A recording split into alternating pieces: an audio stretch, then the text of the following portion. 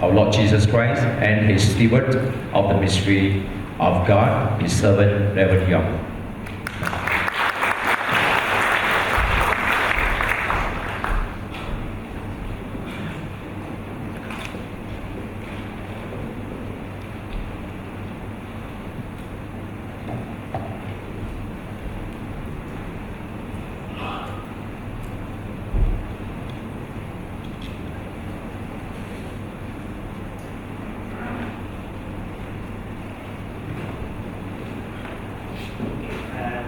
The person who controls these lights can just switch it off, please.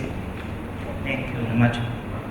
Before I go into preaching this morning, I just want to establish some ground rules for us today. Not that this is for me, but I think that this is more for you than for me. And I say this because I've experienced something at a camp for young people, and it strikes me that the way that God sometimes works is just incredible. And I want to believe that as I come to church this morning here at St. Peter's after so many years, I want to believe that God has something for you too. That we are not here by chance this morning. That even if this has been a habit for us to come to church on a Sunday morning, I do not want today to be an ordinary Sunday for you. Because if you do come to church and if you do expect that God will be present here, then we must expect that God will work at this time, isn't it? We are not here to waste time. I'm not here to waste your time. I could enjoy my holiday, like Tony said. I was at a dinner with him with some other people, and at the dinner, Tony and Albert Lee, another brother from the church, he has gone to Johor Bahru from Sydney, and then he went on a cruise to Hong Kong. He was actually supposed to join us in Penang, but he changed his mind. But at that moment when I heard that Tony and Albert are coming back, I said, I want to join you all too. And I then said, something struck me and I said, if I'm coming back, I asked Tony, would you be able to arrange for me to preach back at St. Peter's? And like always, Tony is the miracle man. He can do anything and it will be done. And straight away, I think after that evening, a phone call to the bishop or a text message or whatever, and here am I today. But do you think that this is all because of Bishop or Tony? Then you're wrong.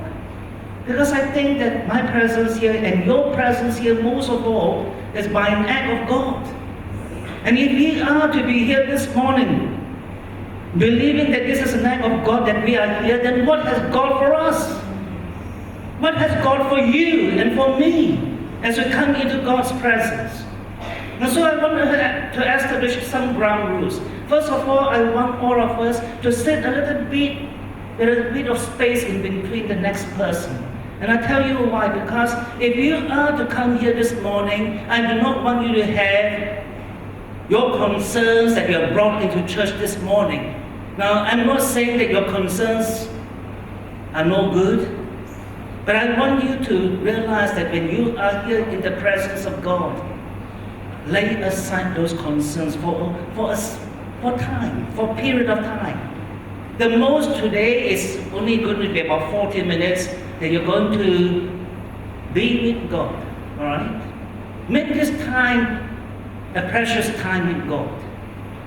Let this be a time whereby you tell God that you want to be serious with Him.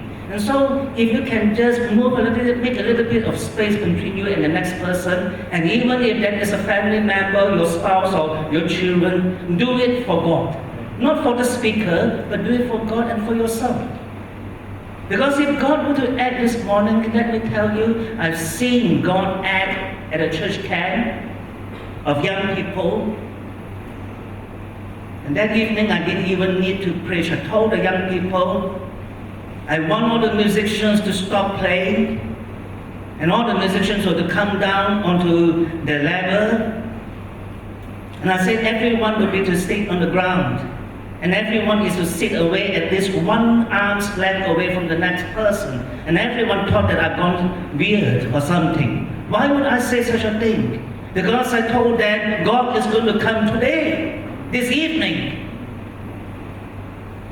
I want to say the same thing to you too, that if God is to be here today, and I hope that He will come today, then every one of us can talk with God. Every one of us can touch God this morning. The text for us this morning, that lady that came to Jesus, saying in her mind, if I may touch the hem of His garment, I will be healed. It's rather strange, isn't it? But for a lady to come to Jesus with this thought in her mind, if I may touch the hem of His garment, I will be healed. How many of us want to be healed? How many of us wants to be healed? Does this church want to be healed? Yes. Of course we do. I tell you what, that lady that day who came to Jesus was among a throng of people. Everyone was cramming in to see Jesus. Everyone wanted a piece of Jesus. You know, back in Sydney last week, we had Justin Bieber coming to town. And all for what? For the Hillsong conference. And everyone, all these young ladies were also excited about Justin Bieber coming to Hillsong conference. How many of us are excited with that? How many of us would like to be at Hillsong conference just because Justin Bieber is in town for Hillsong conference? But it's not there to sing any songs, he's not there to be on the stage, but he's just going to be an ordinary person sitting in the pews in the front row, because Brian Houston's son arranged for Justin Bieber to turn up, and everyone wants a piece of him. You know, that day when that woman came with that thought in her mind, if I may touch, there were lots of people gathered around Jesus, and everyone wants a piece of Jesus. If everyone had a camera in those days, they too would want a selfie with Jesus. Just as these young ladies all wanted a selfie with Justin Bieber. I'm not going to say anything more about Hillsong. I'm not condemning them. Whatever method they are trying to use for the glory of God, bless their souls, bless their pastors, whoever. But I'm not going to ask for celebrity to come today so that every one of us are excited about celebrity preachers. Early this year in my church, we had a church camp too. And I told the people that this is the best church camp ever because we're not having any speakers from outside. And all the years of the council members were all wide open. What is this? A church camp without a speaker? I say to them, we're going to have the Holy Spirit come and speak to this church. Crazy pastor, isn't it? The Holy Spirit coming to talk with us. How dare he think that he can get people to come to the church camp? How can he say, wow, you're going to pay $300 to $400 and people are going to come for church camp with no speaker, with no celebrity speaker? I said, yes. And indeed, it happened. When the camp came on, we had the entire church. We said there will be no more service on that Sunday, on that weekend in church. We're all going to get up to the campsite. But who is going to speak? None of the pastors, not me, none of the pastors, but God will speak, and God came. Don't you hunger for that? That when you come to church, when you are alone in God's presence, God will come. I remember there's a pastor by the name of Duncan Campbell, a very, very old pastor. I think he may have died already. And he wrote in a book and he gave a testimony that whenever he gets to speak, or he is invited to speak at any place, he will get into a room before the service. And the only thing that he will ever pray before the service is these 3 words: Holy Spirit, come! And when he gets on stage, let me tell you, even before he will speak the sermon or preach about it, the Holy Spirit will come and the whole place will be shaken. And you can Google his name, Duncan Campbell, and read about the testimony of the Welsh revival and how great the presence of God was at each place when God came into town. And this morning, Do we have the same expectation? Do we come with that idea too, that if I may touch the hem of his garment, I will be healed? And let's talk a little bit about not the lady, not the two ladies. In fact, it's not one single lady, but it's two ladies. One, a young lady of about 12 years old. The father came to Jesus and wanting Jesus, please come to my house to heal my daughter who's on the point of death. No, a daughter in those days of 12 years old are not like the ones that we have, isn't it? Our young children of that age, 12 years old, they're still into computer games, into playing dolls and whatever. But in those days of 12 years old, the parents will be preparing the younger for puberty. And soon, perhaps by 13, 14, 15, they'll be married off. But here was a father, a adopted father, begging Jesus, please come and heal my daughter. And he was a synagogue ruler. He would come to Jesus realizing that only one person that can heal the daughter. And then all of a sudden, that story stopped short, and then we're presented with another story of this lady who for 12 years of her life had been having a bleeding ulcer, a bleeding disease or whatever, we do not know. And with all due respect to all the doctors here in the church this morning, I do not mean to be offensive when this lady tells us, or the Bible tells us, that she had been going to all sorts of physicians and got none the better, and she suffered even much more. Was it as a result of the doctors? I do not know. But in those days, probably most of those doctors would be Dr. Quacks, right? Now they prescribe her with this, prescribe her with that, and all the more making her more worse and making life more torturous. But if you had been having a bleeding problem for 12 years of her life, I'm wondering how she can even live. Now, I was late last year, I was diagnosed with bleeding, internal bleeding, and I was saying, oh God, what is happening to me? Now, when someone starts to have internal bleeding, the first thing is that the doctor must say, let's trace where the internal bleeding is happening. Let's get to the bottom of this because we need to plug that hole. So I did 2 kinds of endoscopy or whatever you call that. And the doctor found nothing, and then they said, oh, you've got a fungal infection in the gut, right inside here. And I thought, why would that be? Because usually when people have that kind of fungal infection, it's in the throat or where the mouth is. But this has gone down here. But it's quite harmless. Alright? People with diabetes usually get this, so that's okay. And then when he did the other test, he said, oh, we found 2 polyps. And he said, well, remove it. Polyps, as any doctor may tell you, polyps can become the first precursor or the first symptoms of whereby it may develop into cancer. So the doctor said, cut it off. Right? So I thought I'll be okay then. Go and have my blessed day with God.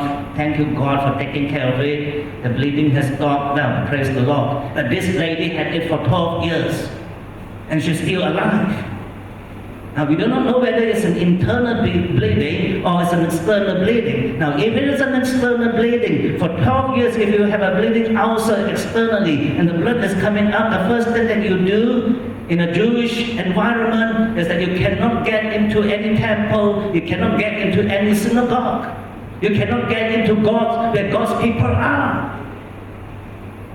And so when this lady heard that Jesus is coming, this itinerant preacher is coming to town, she thought, if I may touch the hem of his garment, I will be healed. How many of us think like this? How many of us, when we are sick, think like this? If I may touch the hem of Jesus' garment, I'll be healed. The first thing that perhaps we do is that the doctor. I do not want to name names here. I do not know how many doctors are, but it seems that doctors are, sorry to say, but that's in the text. And if I refer to doctors, it's without any offense to you or anyone else, okay? Doctors are great. I love my doctor, and she's a great doctor. She's from Myanmar. In fact, like the doctor that I have in Sydney. I can't even pronounce her surname. But she's a great doctor, and of all the doctors in the practice, she always treats me very well, and I respect her a lot. So do not get me wrong if I mention the word doctor too many times this morning. It's not a direct attack at you. But I want to draw your attention to the other doctor, the one that we call the great physician. Because rightly or wrongly, if you read the whole Bible, it is about the stories of humankind. Right from the first chapter until the last chapter, it is about people's encountering God. Right? It is about your meeting with God and your coming to know God. And that is important. But you do know that the Bible does not highlight. It does not put those bright lights on the person. Every story that is being told in the Bible highlights one other person, and that is Jesus. It points to Jesus, isn't it? It's not about the two ladies, even in the text. And sometimes you get it wrong, because when you read the story and you are being caught up, look, this lady had faith in God. How many of us agree that this lady who had this thinking in her head, if I may touch the hem of his garment, I'll be healed? How many of us would agree that this woman's faith is remarkable? Raise up your hand. 1, 2, 3. Come on. How many of us think that faith is so remarkable? Now let me tell you one thing. Don't we wish that we had such faith? Don't we wish that we, like that woman, would have such faith as to place it all on Jesus? If I may touch the hem of his garment, I will be healed. Now there are Christians back in New Zealand whereby they don't even believe in doctors. They do not believe in any kind of visit to the doctors or to any specialist. They all place their lives on just this. Our faith is centered on God and God alone. Now, before you say amen, hold your tone, okay? Hold your thoughts, whatever. I'm not trying to belittle any doctors here. That these groups of Christians, bless their souls and bless their hearts for having that faith. But let me tell you about the Bible. Sometimes we put people up and we jack them up. We try to make them higher and higher. And so this lady who said to herself, if I may touch the hem of his garment, I will be healed. We think that she has remarkable faith. No, she does not have a remarkable faith. She has an ordinary faith that you and I have. Faith is more as a mustard seed can move mountains. Never get the thinking into your head that remarkable faith are what God calls for. It is not what God calls for. God does not call us to have a remarkable faith in Him. The Bible tells us that faith, as more as a mustard seed, can move mountains. How many of us has faith as more as a mustard seed? I have. And I thank God for that faith as more as a mustard seed. Do you know how small a mustard seed is? Tiny little things. And how many of us have faith smaller than the mustard seed? Praise the Lord for it. Because that is all that is needed. If I may touch the hem of his garment. We tend to look at the passage and we zero in on those words, if I may. But that is not the object of that sentence. The end result of that sentence is that I will be healed. But the object in that sentence is the hem of his garment. You want to be healed, you better touch the hem of Jesus' garment. Not because it is by faith, because faith will not do you anything. But he will. The hem of his garment. The object of our faith is Jesus. Not in our faith, not in the faith of someone else, but it is in Jesus alone. Is that correct or not? Am I preaching to you a heresy this morning? Am I saying something that is so incredibly far out that you cannot believe me? Let me give you another example. Elijah. You know, Elijah is a rather strange person, a rather strange prophet. Elijah is one of the most astounding prophets that I've ever read. And when I was in Jerusalem 2 years ago, I was up at Haifa and we all decided to go to Mount Carmel, the place of battle between Elijah and all the false prophets and all whatever that was on the other side. And here on Mount Carmel, there was this church that is being built to honor the prophet Elijah. And I just was imagining the kind of battle that Elijah had on the battle, and all the prophets of Baal and all the false whatever prophets they are were all standing there, and everyone were laughing at Elijah. And Elijah challenged them, and he said, let's build 2 altars. You do it first, right? Israel had no rain for so many years already. Let's pour down rain from heaven. If you can do it, then you are the real prophets and you are the real priests of all your gods. And so all the priests dance around their little day, they try to conjure up whatever, and no rain came. But Elijah got her. And he did his thing without dancing around. And he just called God, do whatever you need to do. And I'm going to say the same thing to Holy Spirit, do whatever you need to do this morning for this congregation, for these people here this morning. This congregation of this size, I've been hearing things from different people that you have been doing great work for God. You have had a fantastic ministry for the Orang Asli. You have a good BN service that is growing. What about this English service? What about the people here? What's happening here? Don't we want to pray for God to be present this morning? Because it's not about Hillsong, it's not about another person. It's about whether we want to honor God here today. That every time when we do come to church on a Sunday, the one person that we honor is the King Himself. And what we do, what we say, what we practice, what our liturgy is, it is to honor one person, and that is Jesus, and none other. But let's come back to this Elijah thing.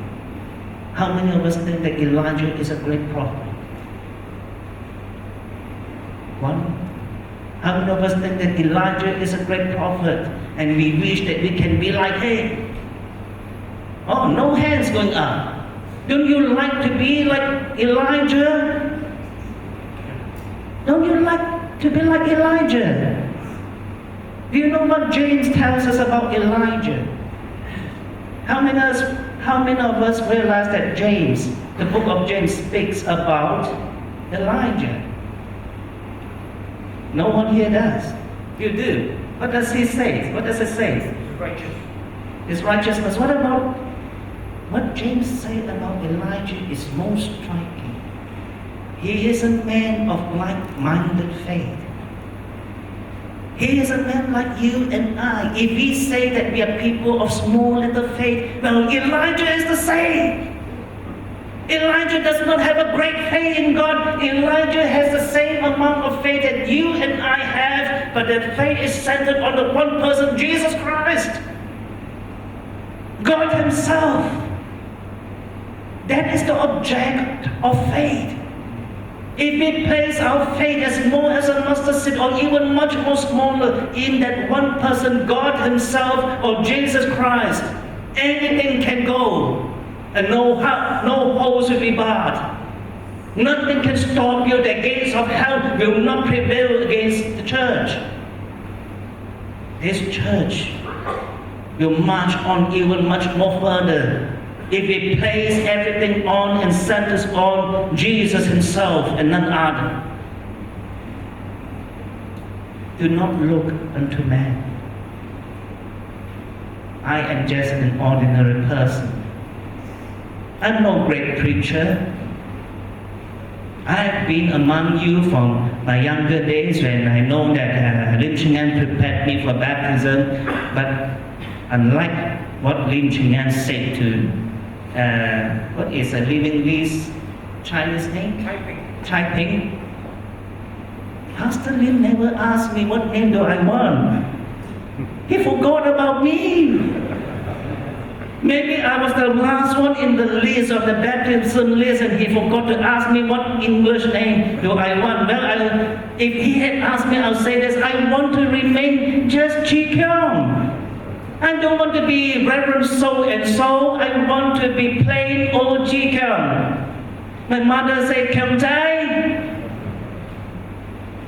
But if Keong Chai can put his faith in that one person, Jesus, I want you to like me for who I am, not because I am Reverend so and so. I put on a collar and I look like much more distinguished. No, I'm not. I'm not much more distinguished than any of you. I am plain old Chee Keong. The first time I ever heard God calling me in the stillness of the night were those words, Chee Keong. I thought it was my mother calling me at night. And then I remembered what Samuel experienced in his own calling, that God called his name. That was what I experienced in the middle of night twice, when I questioned whether it was God who called me into the ministry. But I tell you that when your life is placed on one person alone, things move. It is about God, not about me. Not about any of us, not about Living Lee or whoever the Dr. so and so is. It's about we walking the path of humility. What does God require of us? Now the Bible asks that question, what does God require of you? But that we may walk. That we may walk out. There are three things here we may walk with. What does God require of us? No one remembered. That we may walk with humility. That we may love. We may love mercy and do justice and walk humbly before God. Notice what it says, that we may love mercy. A lot of people, instead of loving mercy, they love justice. Instead of doing justice, they love. But instead of doing justice, they only do love. To give up. Here's a few points for you, a few points for them. The words of the Bible is this, that we may love mercy. How many of us love mercy? How many of us are tender-hearted towards one another, and that we are being gracious one to another even when it is most difficult? And let me tell you that after 32 years in the ministry, grace is ever more needed in the church today. That we be gracious to one another and not be too demanding and expect too much from each other. That we may do justice, that whenever there is injustice, we may do justice. That we will walk humbly before all. I noticed one thing when the lady just came to the stage this morning, and I practice it myself oftentimes back in the WIC where I come from. I take off my shoes. Some people, the church members, begrudge me for taking off my shoes. Pastor, why do you take off your shoes when you go up? None of the other pastors do. Well, I like it that way. Don't you like it when your feet are free? Your feet can grasp. When you go out on a sandy beach and your feet can just grasp the sand and the sand goes through it. Whenever I walk on stage with no shoes on, it feels like that for me, to be in God's presence. And it is to know that here in God's presence I am naked. That God knows me for who I am. And remember how that lady came to Jesus. And she touched the hem of Jesus' garment, and Jesus noticed that power has been drained from him. And then when Jesus asked her, who is that person? The woman came to Jesus and said, I confess it all to you.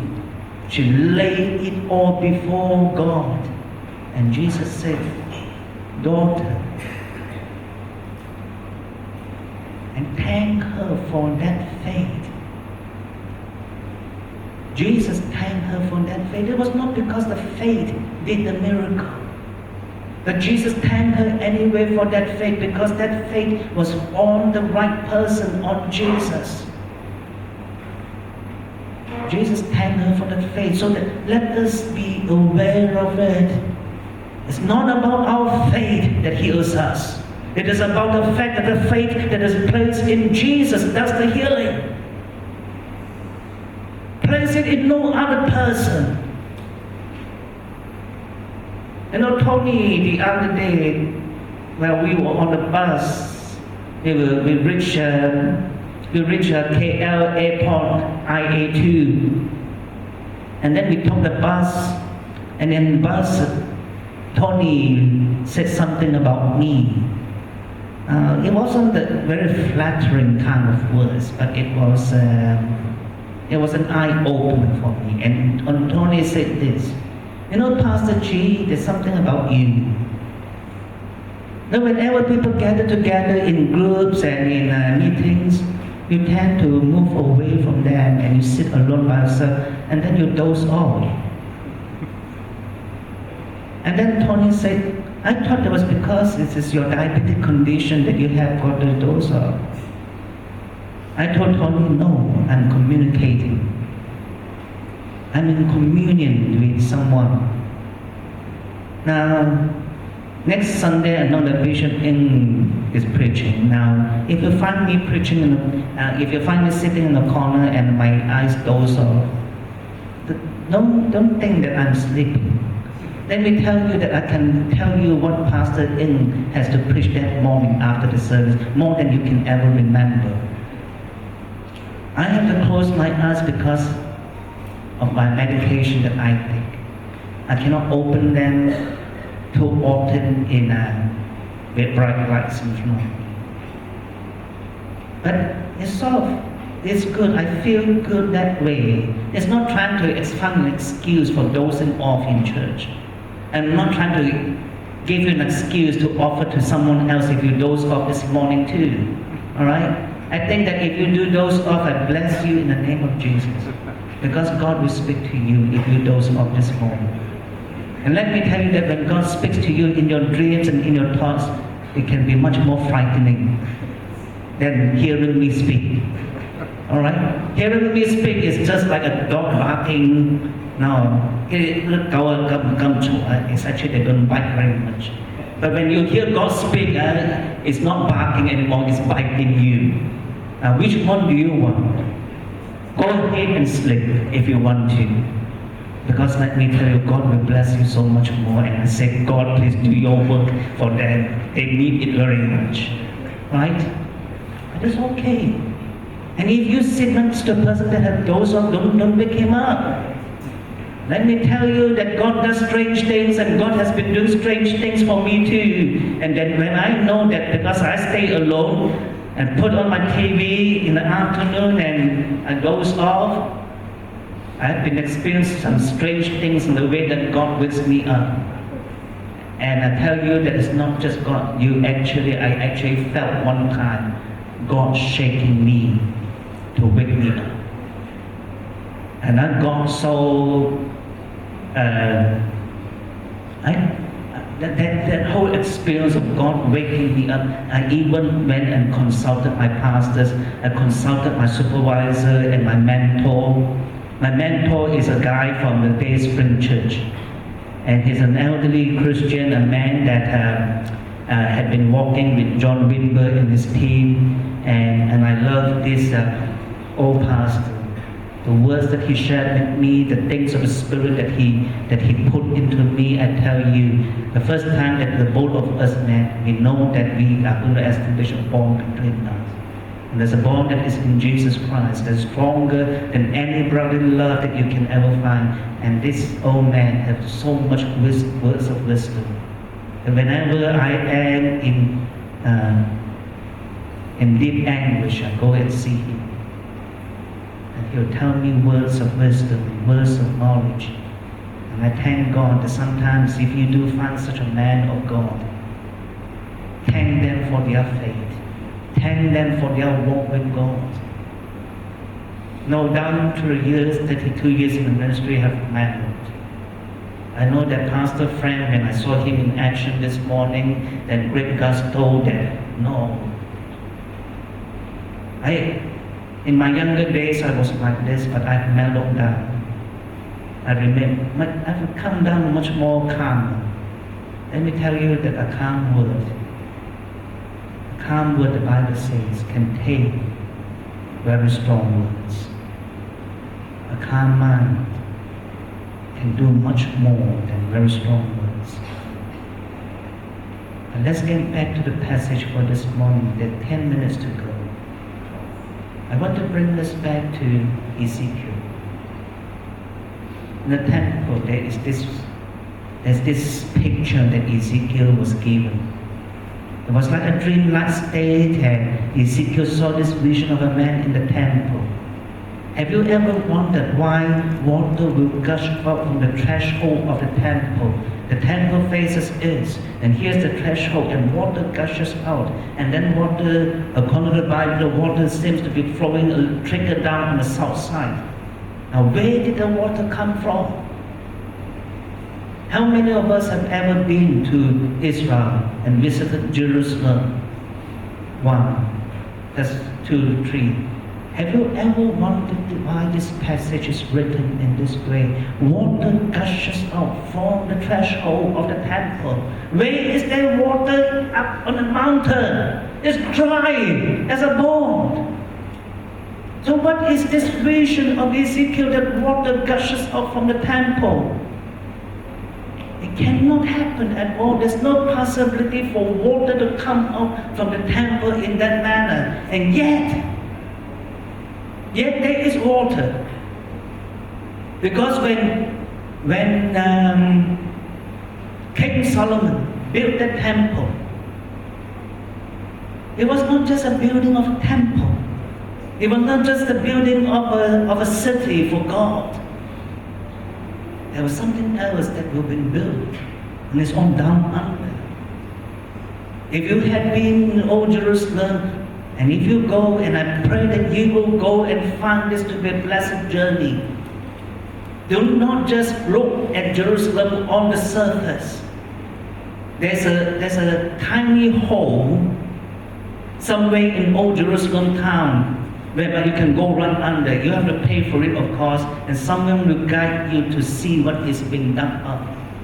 And I can tell you, because 2 years ago when I went there, and today as I've been reading up what is happening in the excavations of the Old Jerusalem, they have been finding cities underneath Jerusalem itself. Cities that the old kings of old, the past old kings have been building, and every time when Jerusalem was being toppled, it just sort of go over each other. But there are cities right under. And one of the amazing things about what is underneath is that those people who built this great city knew where to get water. Their caverns deep down where water flows, and they knew how to make sure that the water will flow up to the top. So that in the temple, when the priests minister to each other and to the people, there will be water coming up in the lavers. That's how it is. But you notice what Jesus says in John chapter 7. From out of the valleys, out of your valleys will flow rivers of water. And so when this vision was given to Ezekiel, Jesus captures that that picture, that image, and says that temple is you. And if you are dry as a bone, I pray that God will cause that river to gush up from your life. If this river has dried up, if this congregation has dried up in its relationship with God, I pray that God will cause this river to flow again. But do you notice where that river flows? The water gushes up and it flows eastward. And as you face eastward, it says in the Word of God that it flows into the Sea of Arabah, in between En-Gedi and En-Gedi. And that river ends up in the Dead Sea. And the vision that Ezekiel saw is that there will be fishes, all kinds of fishes that are as great and as many and as of various kind as in comparison to the Mediterranean Sea, because in the old days they call it the Great Sea. How can that happen? How can the water in the Dead Sea support life? Can life ever be supported in the Dead Sea? No. I was reading a magazine when I was in Israel. You know what the scientists have found? Life. Life in the Dead Sea. Living organisms have been found in the Dead Sea now. Things are beginning to change in the Dead Sea. It is still salty, but there is life being found. Living organisms are being found in the Dead Sea now. Isn't that tremendous that the days that the prophets have been seeing are now coming to fruition?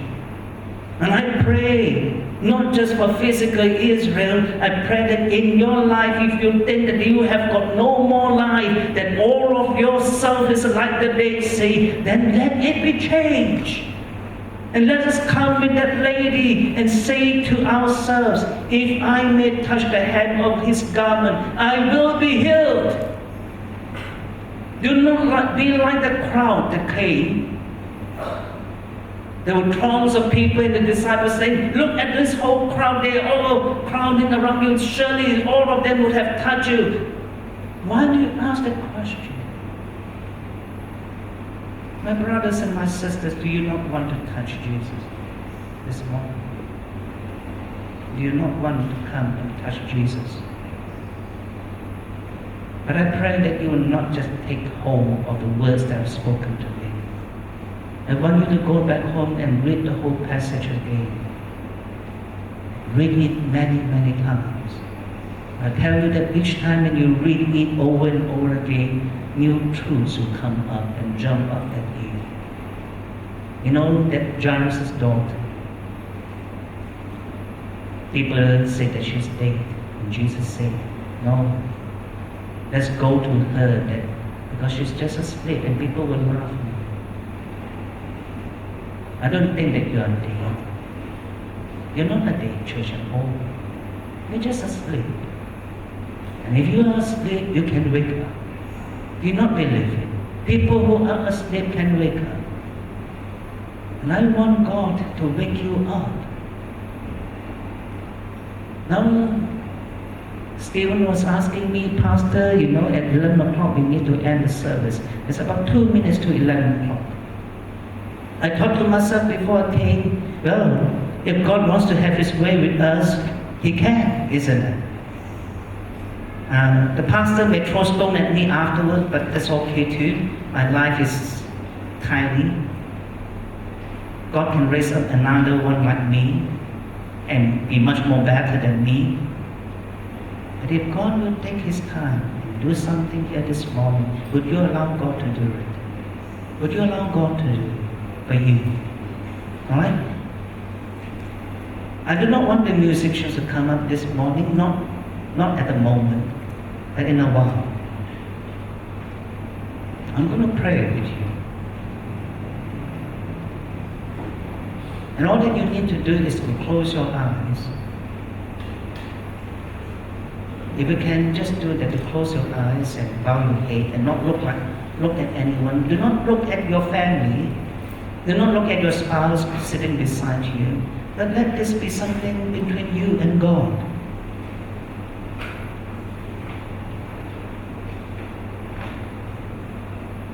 And I do not care who you are either, because God does not care about what status we have.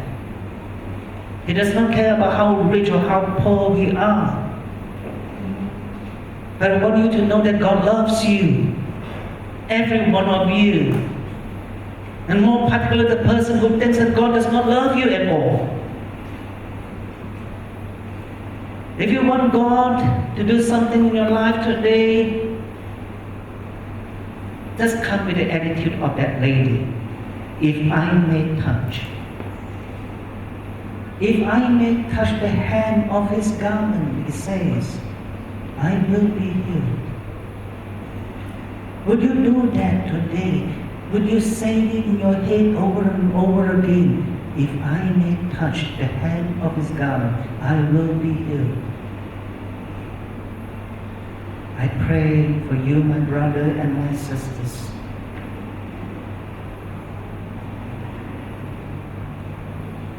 That as you raise your hands to touch that hem of Jesus' garment, that as you do this, it's not about your faith, it's about who you're touching that counts.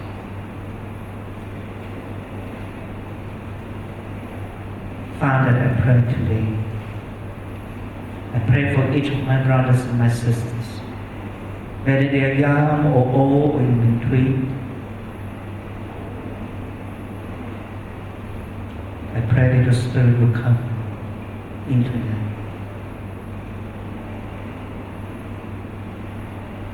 I affirm what Jesus himself said, that out from our bellies rivers of living water will well up and will gush out from our lives. I pray for this miracle to take hold of this church of St. Peter's.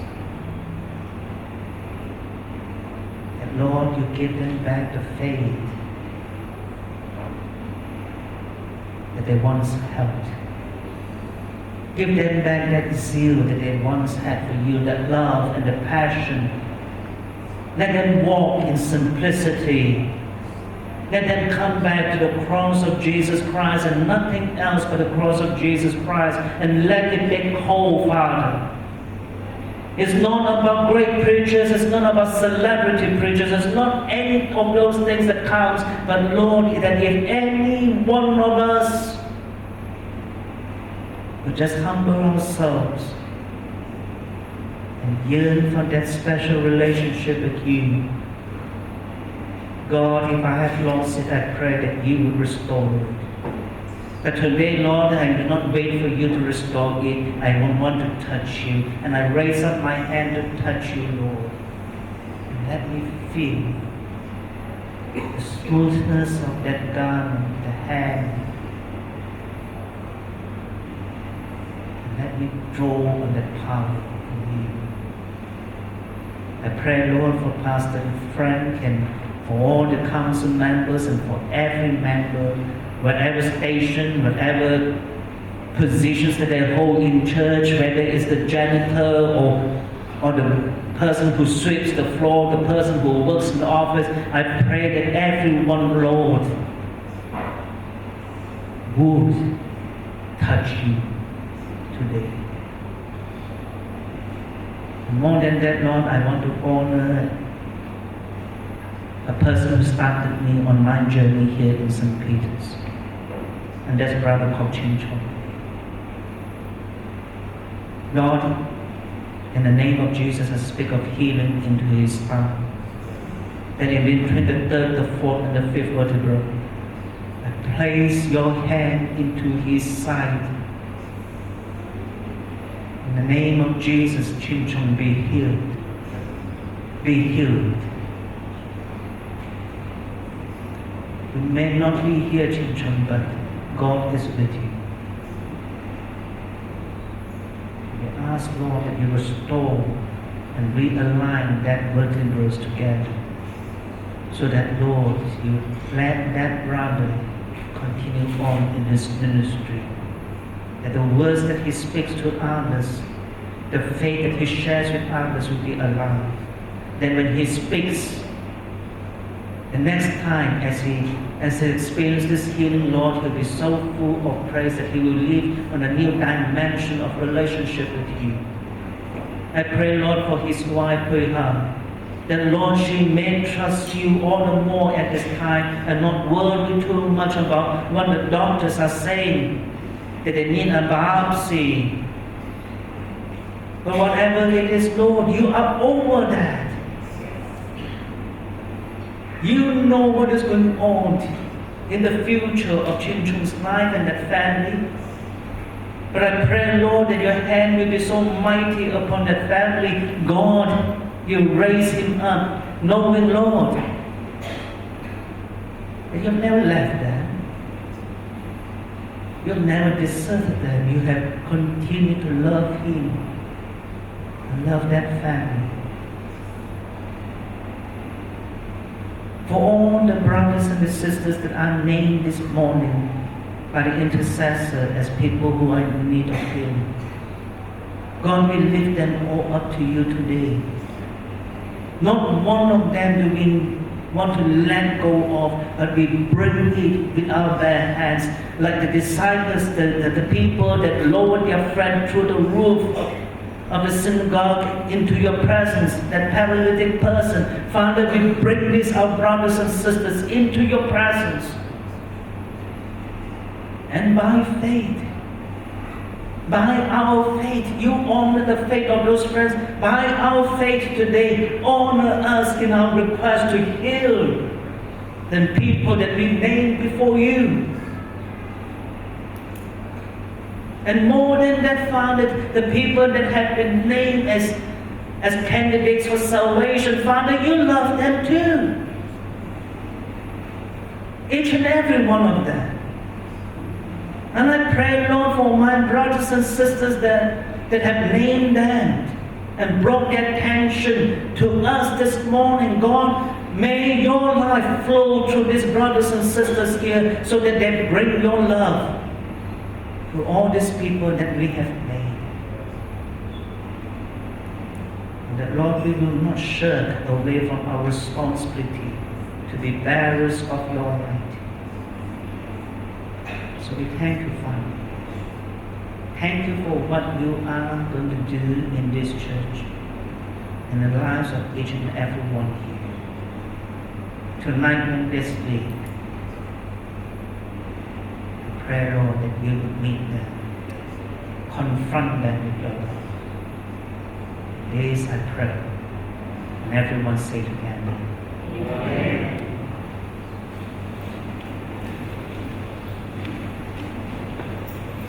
Praise the Lord. We thank you. We thank so much. Thank Reverend Yong, Chee so much for sharing us the Word of God. Hope that you get the message. If I just touch his clothes, I will be healed. Alright, praise the Lord. And now I would like to invite the congregation head, Pastor Keong, to come forward to present this token of appreciation for Reverend Yong.